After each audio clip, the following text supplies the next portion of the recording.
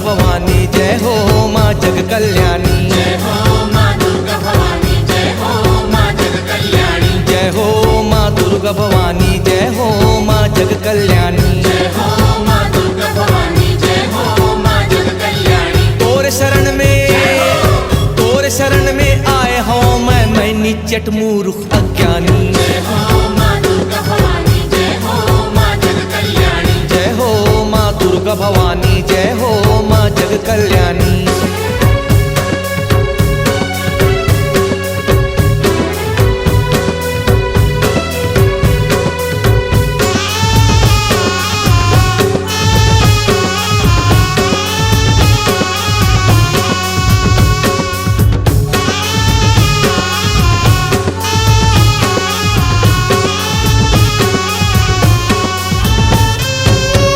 महिमाला जग हाताए ऋषि मुनि तोला माथ नवाए, ऋषि मुनि तोला माथ नवाए, ऋषि मुनि तोला माथ नवाए। चंदा ध्याए सूरज ध्याए देवता धामी तोला गोहराए, देवता धामी तोला गोहराए, देवता धामी तोला गोहराए। पार लगा दे आए हो मैं चारू मुड़ा है पानी पानी। जय हो माँ दुर्गा भवानी, जय हो माँ जग कल्याणी, जय हो माँ दुर्गा भवानी, जय हो माँ जग कल्याणी।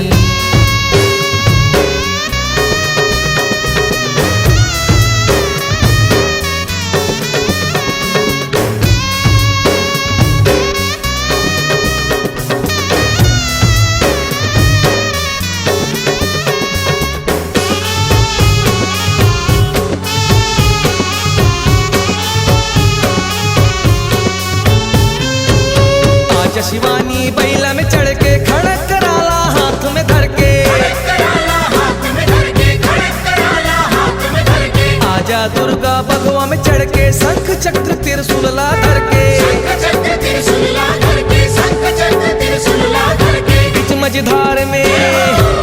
मझधार में पड़े हूँ मैं तोरे सहारा हे महारानी। जय हो माँ दुर्गा भवानी, जय हो माँ जग कल्याणी, जय हो माँ दुर्गा भवानी, जय हो माँ जग कल्याणी।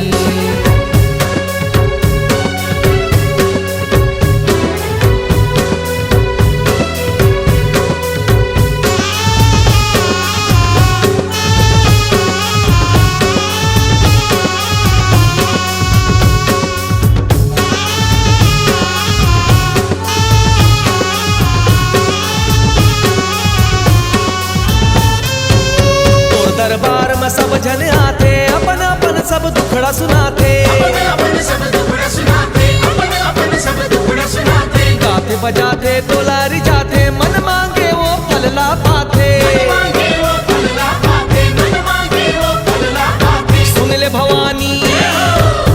भवानी खाली हूँ मैं सच मारू बिंदु के बानी। जय हो माँ दुर्गा भवानी, जय हो माँ जग कल्याणी, जय हो माँ दुर्गा भवानी, जय हो माँ जग कल्याणी। जय हो माँ दुर्गा भवानी, जय हो माँ जग कल्याणी। तोरे